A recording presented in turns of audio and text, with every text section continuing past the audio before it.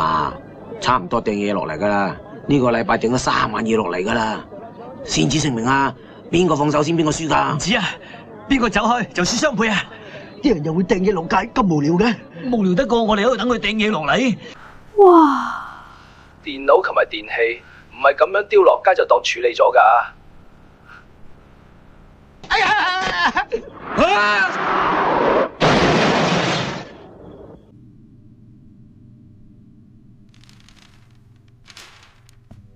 點搞好呢？咁鬼多報廢電腦，係咯，堆咁多係公司，嚴重影響工作環境嘅安全。真係好頭痛啊！係啊，真係要快啲處理。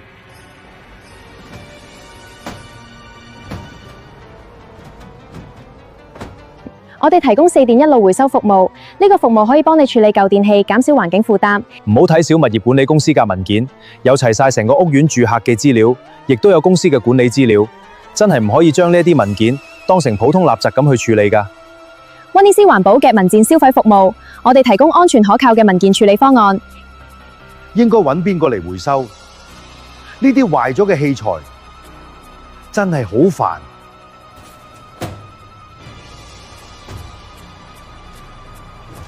歡迎物業管理公司，你哋嘅4電一路回收文件消費服務，清理會所健身器材或者屋苑雜物，都可以揾我哋幫手㗎。拜拜。